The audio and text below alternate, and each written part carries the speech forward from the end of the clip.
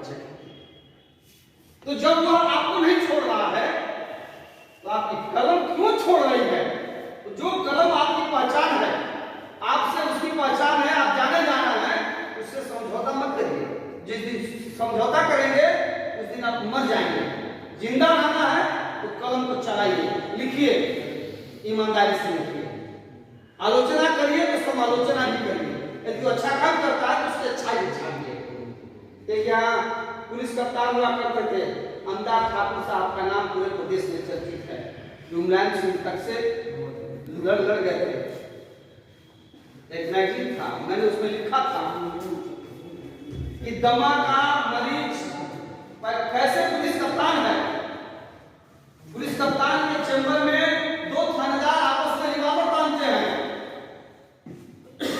देवरिया में बिहार का जंगल राज है और उस पत्रिका के माध्यम से बनारस के संपादक थे प्रदीप तिवारी जी, उनके माध्यम से हमने उसको जो है विधानसभा में क्वेश्चन उठवाया था। जांच हुई और पुलिस कप्तान का दुर्दिन शुरू हो गया, जबकि पुलिस कप्तान बहुत मानता था। कोई ऐसा महीना नहीं होता था बैठक न बुलाए, कोई ऐसा कबाड़ी नहीं था जिसे फिर भोजपुरी में बात न करे ऐसे, और कलम से समझौता करेंगे तो क्या होगा? कुछ नहीं होगा। विद्यार्थी जी क्यों जाने जाते हैं? इसीलिए जाने जाते हैं। साथ भी रहेंगे, कलम से समझौता नहीं करेंगे तो नहीं करेंगे तो जिंदा रहेंगे। पुलिस कप्तान की क्या हैसियत है? आपके कार्यक्रमों में डीजी तक आने के लिए लालायित रहेंगे कि कोई ये संगठन पत्रकार एसोसिएशन अपने कार्यक्रमों में बुला लेता है। दयाशंकर सिंह की क्या हैसियत है? चीफ मिनिस्टर तक आने को आतुर रहेंगे। आप किसी को मत बुलाइएगा, सबको इग्नोर करिए। इससे अच्छे विद्वान को बुलाइए जो आपको सीख देगा, आपका मार्गदर्शन करेगा। ऐसे व्यक्ति को बुलाएंगे तो आपका सम्मान भी होगा। चोर चोर को बुला करके उनको माला बना करके आप खुद अपमानित हो जाएंगे। तो मेरा ये मात्र सुझाव है, बाकी आप लोग मालिक हैं, चाहे जिसको बुलाना चाहें, सम्मेलन आप सबका है। मैं आदरणीय अभिभावक देहाती जी से 4 बात करती बात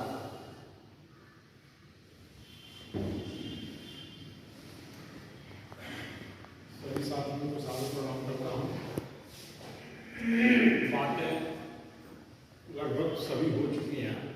1-2 बात जो मेरे जेहन में खटक रही है, उसे क्योंकि घर की बात है तो यहाँ का देना मुनासिब समझता हूँ। जब चुनाव हुआ था तो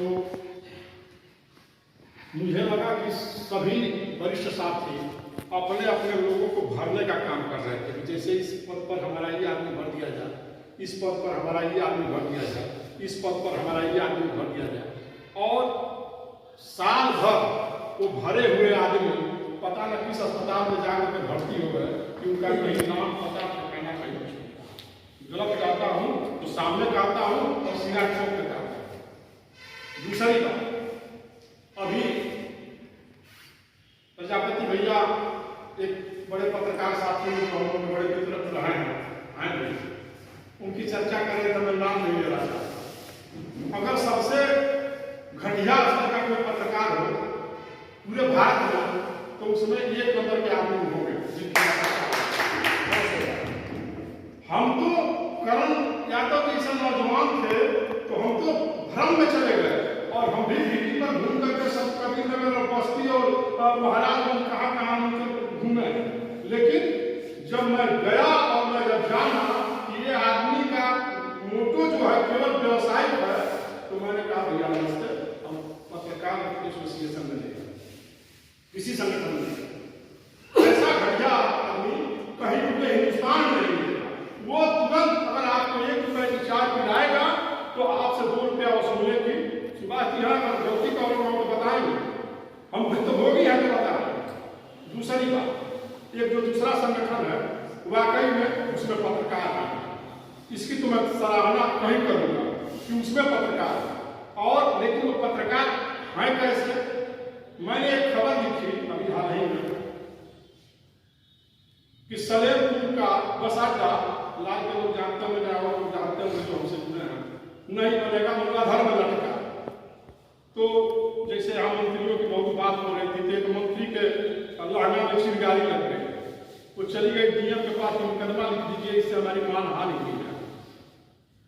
तो यही डीएम जो आए हैं, ये नए आए थे, तो उन्होंने बुलाया अपने अधिकारियों से, कहा हम विद्यार्थी कौन है, इस पर बोलिए, लाल मुकदमा लिखा है, हमारा तो किसी से परिचय नहीं।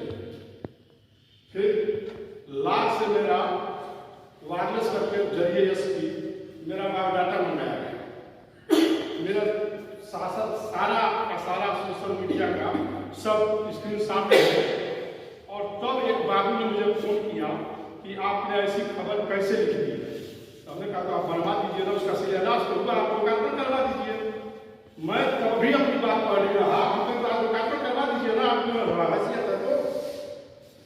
और जहां तक मुझे जानकारी है, हर पत्रकार को जानकारी रखनी चाहिए कि बस अड्डा वहां बनता है जहां एक क्षेत्रफल होना चाहिए, जिसकी एक मानक होता है, और जिसमें 2 जगह जाने का रास्ता और निकलने का रास्ता होना चाहिए। और सलेमपुर में ऐसी कोई जमीन नहीं है। तो मैं दावे के साथ कहता हूँ बाबू साहब, जो उनके बाबू थे, कि ये संभव नहीं है। और आप मुकदमा करवा दिए, चाहे कुछ भी करवाते हैं, फिर वो तो अधिकारी है, वो नहीं जानता। लेकिन सलेमपुर के मेरे भाई जो स्थापित अखबार के लोग हैं, जब सबसे हार गई मंत्री, तो जा करके वहां बैठ करके हमारे तमाम वरिष्ठ साथी को बगल बगल में बैठ करके फोटो खिंचवा करके, पर ऐसा प्रेस वार्ता मैंने जीवन में कभी नहीं देखा जिसमें मंत्री के बगल में फोटो पत्रकार का भी अखबार में भी छपा है कि ये बनेगा। बनेगा तो बने ना, बनेगा तो बने। तो हम तो समझते हैं कि सबसे ज्यादा पत्रकारों के अगर कोई शत्रु है तो पत्रकार है, और दूसरे पत्रकार ही अपना शत्रु है। जैसे वो सभी लोग हमारे शत्रु हैं।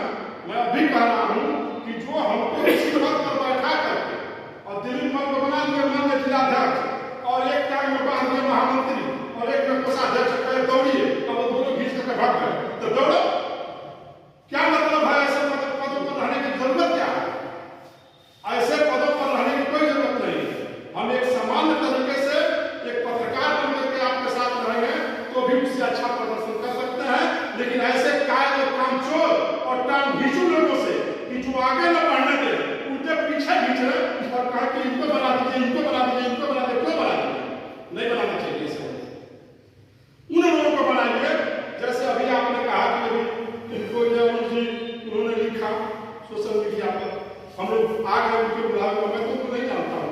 आज तक आपको हमारा कोई परिचय है? जी, एक बार हुआ था। कहाँ हुआ? जब ग्रुप में जुड़े थे।